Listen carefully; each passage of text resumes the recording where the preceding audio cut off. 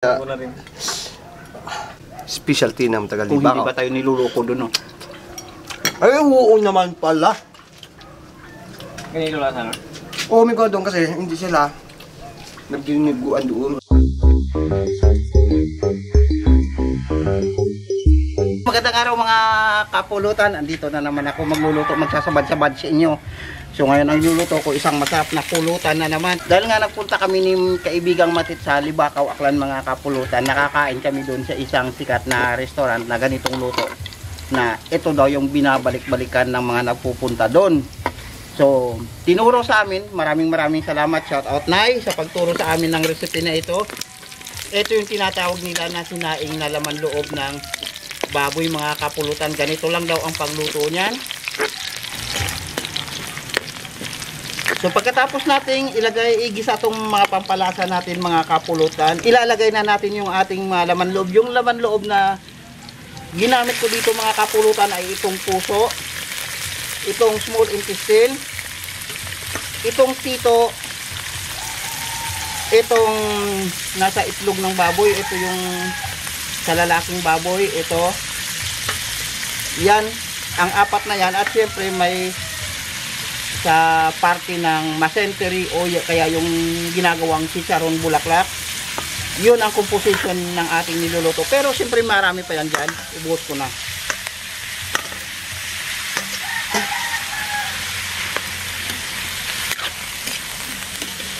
So sa pagluluto nito mga kapulutan, okay na lahat yan. Lalagyan na lang natin ng pampalasa yan maya maya. Pero wag daw tayong maglalagay ng tubig hanggang lumambot na yan. Ang ilalagay lang natin mamaya dyan ay suka. Lalagyan natin ng asin. Raraptahin lang natin at huwag na nating bulabugin. Hayaan na lang natin yan dyan. So pagkatapos ng mga 20 minutes mga kapulutan, ganito na itsura niya. May tubig pa rin siya. Lalagyan ko lang ng sili. Para meron lang konting naman dyan. Konting kick kumbaga sa ating mga bunganga. So hayaan uli natin another 20 minutes pa. Mamaya lalagyan natin yan ng suka. Ito na yung resulta ng isa pang 20 minutes na pagpapakulo natin mga kapulutan. At this point, lalagyan ko na siya ng maraming suka. Yung sukang ginamit ko ay maasim talaga. Kaya bumili ako ng ganito. Kasi yung suka nating available dyan ay pang sausawan lang. Kaya bumili kami ng ganito. So, siguro mga 10 minutes na lang yan. Okay na yan. Ayun, sa ganitong sitwasyon mga kapulutan, okay na yan.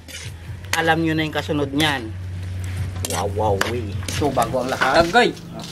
sa shout out muna natin ang mga Tagalibacaw dyan. Tagalibacaw, shout out sa inyo Ako, lahat mga dyan. Tagalibacaw. Uy, masamitan natin ng paksiyong natin. Specialty ng Yes, Libacaw specialty. Aklan. Yes, alam mo kasi ni Gondo, pupunta kami doon ni Master. Dalawa kaya? May binili kami doon kasi sa Libacaw yung alam mo Sanduko. yung pinakasikat yung history pa ngayon eh. At Ano ba history na? napanood din yun sa Oy, kay Jut, kay Dro. Meron, Bayan niya Dro. itong putahe nakita namin ni Master. Yan. Tinikman namin. Hindi So lang ngayon, nagtanong kami ni Master kung paano at paano lutuin, paano gawin. Subukan natin yung lutuin, Master. Bila nakita, tinikman nyo na. Oo, kaya- Tinikman ko na rin. Tamang-tama yung sinabi ni Nanay. Specialty ng Kung hindi Tagalibacaw. pa tayo niluloko doon, no? Ay, oo naman pala. Ganito lang sana. Oo, may doon kasi hindi sila nagginiguan doon. Kung sabi ng matanda, hindi daw sila nagdidinuguan doon. ganito. Ito yung Ganito daw ang luto nila doon ng laman loob ng baboy. Simple lang. May idea na pala tayo sa pagluto ng dinuguan. Ganun pala para lambot kagad. Saka walang tubig to kapulutan ha. Hindi nilagyan ng tubig. Sarili niyang katas yung pinalambot dyan. Imposible ba? Hindi. Nasa apoy ang sekreto. Yung nasa apoy ni Gondo. Doon mo talaga malalaman ang tunay na lasa. Paano yung apoy? Unti-unti. Mahina lang. Mahina ang apoy lang. In. Ano tawag nila sa lutong ng Master? Sinaing. Sinaing. Kala ko ngayon sinaing. Kanin. Kanin. Kanin, oo. Tapos yung sinaing isda. Yung nasa sa isip ko yun eh. Kaya na ko rin eh. Taka din na kayo sa pati din si Masin. Oh, sinain. Tsaka yung mga soft drinks doon, may gumatit, kakaiba, no? Ang liliit. Diba? Ang gagawin niya nakahaba. Tapos hindi namin kilala kung anong mga soft drinks. Kakaiba doon. Hindi napakalayong lugar yung mga Hindi ko. Alam mo pa kapulutan. pangalan yung mga soft drinks nila doon. Hindi ko kami kilala. Ito, nakadalawa ako. Dalawang bote yung na-over kong soft drinks. Pero yung in-order naman natin na sinain, dalawang order. Dalawang order din. Hindi na kami nag-rest mi kondo. Ba? Tinikman lang namin Tikman na talaga. namin lasa. Kaya ito, niluto na ni Master. Kasi busog pa kami noon eh. Naghahanap lang ako ng tawag dito. Hanap lang ako ng kape. Magkakape sana ako. Tapos yung kasama natin, si Direk. Pwede serve, no? Ayaw din magkape yung direktor namin dito, mga kapulto na yan, nasa likod. Pero sabi nga ni Direk, parang gusto niyang kumain uli dito sa pulutan. Hindi yung yan nasa likod. Gusto niyang sumali uli, no? Oo. Na-miss din natin si Direk. Namiss din natin kasama si Direk. Oo. Dito siya kakain sa atin. Magaling din maglangas yun. Shout out pala kay Direk. Shout out pa man dito na sa harap ni Direk. Saka kay Ronek. Shout out pa ba sa atin si Direk? Isa shout out pa naman sa atin si Direk. Sawang-sawa na sa pagmumukha natin yan. Sasakot pa natin ha. Gaya ba ng mga contest namin? Ilang taon na tayo nagsama-sama eh. Siguradong ano yan. Itong magandang pulutan. Yan. Tama ka dyan, Migo Matit. Yan, ano yan? Yung... Interesting. Hindi. Yung... Hindi. Yan yung... Bago. Parang... Bagaw. Hindi. Ano ng lalaking... Lalaking ano? Baboy. Baboy. Yung pinaka... Lagayan niya ng ano? Yung pang... Ano nila? Yung pang... Ang reproductive organ ng lalaki. Ano ko saan mo yung kasarsa-sarsa niya? Yan mo sa sarsa niya. Sarap eh. Doon yung ano eh, lasa eh. Ang galing ng mga taga... Yung suka. Bakaw. Ito yung pala na suka, yung gamitin mo ng ganda pala no? Kasi pagkasukang tuba may pumatit. Ang sabi kasi ni nanay, dapat daw maasim na maasim. Na suka. Suka. Ang problema lang, wala tayo nun. Mayroon, karo lang. Ang sasawan. Ang sasawan. No? Sukang lumboys. Saka itong isa, hindi pa masyadong maasim. Malinaw na siya pero hindi pa masyadong maasim. So, bakit ganun yung suka? Pero may gandong, maganda yung sapak din pala. Maganda sa pak. Sa yung lasa. Kasi Iba yung mantika, iba yung mantika, pero iba yung ano ng lasa ng suka. Migo Matit, ang sabi ng kaibigan ko, kaso nawala na yung kaibigan ko eh. Sumalangit na eh.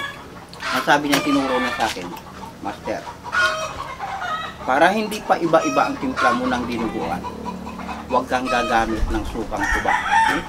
Ah, bakit? Gumamit ka ng nasapak. Kasi pare-parehas ang lasa nun. tama ano. Hindi mag-iiba yung lasa ng dinuguan mo. Siguro magtataka ka. Yung niluto mong dinuguan ng isang buwan, iba sa lasa ng niluluto mo. Kasi nga, paiba-iba ka ng suka. Kailangan isang suka lang gamitin mo. Tapos yung suka kasi na yun, hirap ka makahanap ng kaparehas ng lasa. Kaya huwag Kaparehas mong ng baguhin yung lasa. Yung suka. Siyempre, ang suka naman dito mga kapulutan. Alam naman natin yan, pagka medyo binibenta na yung mga suka, hindi natin sariling gawa. Minsan dinadagdagan kasi nila ng sabaw ng nyug. Paano nyo? Yung nalagay Oo, parang dinadagdagan nila para sabaw ng dumami nyug. Na Nahaluan tubig. nako-compromise yung Lasa. yung asim at yung bango yung lasa. Kaya dapat pag bibili kayo, yun talagang alam nyo na hindi naglalagay ng mga ganun. Iba kasi talaga yung natural na puro. Oo.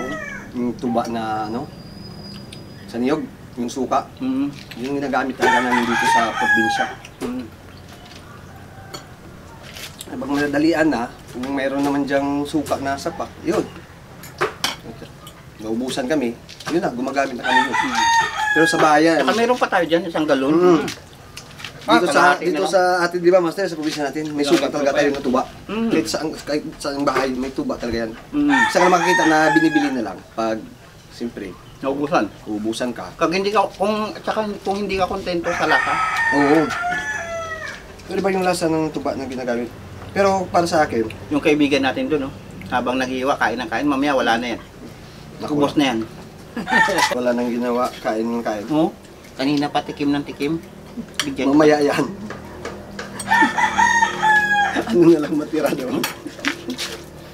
Iwan Parang lang. gusto kong ibigay kay Direk yung ano. Ah, hindi ko alam kung kakain ka na. Pakain yun. Kaya yan, ito. Pakain yan. Si Derek pa. Mm. Paninto din natin kasi maganda yung mamaya pag may... Mama, nagda-diet yun eh. Yung bigas nga niyan, adlay. At doon na ano bigas ni Derek. Sabi yan, hindi yan kumakain ng ano, bigas natin na sinanduming o kaya asmin. Ano? Adlay ang kinakain Adlay, ng bigas. Kasi nagda-diet yan eh, kita mo naman sa katawan, sexy no? Oo. Diba? Oo, ano? Pisig na Mm. tipulong lalaki talaga. Mm. Gwapo pa. Gwapo pa. Walang katulad si Derek. Wala. Derek. Ang galing pa sa ahonan nun, magbisikleta. Ay nako, Ay. hindi mo mahahabol yun. Kahit sa basketball, masaya. Hmm? Pag ginanyan ka, talsik ka niyan. Hindi. Hindi ako naniniwala dun. Bakit? Yung Kasi- bumabantay doon, tumatalsik. Kasi nung nanood kami, hinapo. Abaw. Sinulang sa oxygen. Umpisa dito, sa umakyat hanggang dito. Biniring. O, saan ka pumunta? Sabi ko, uwi Biniring. muna ako, inom gamot. Biniring. Biniring. Biniring. Oh, yan na nga. Ospisin niya na si Derek. Ayan na, direct. Ah, sige, Derek. Kasi niya, ayaw niya pag-usapan yung ano niya, yung mga experience niya.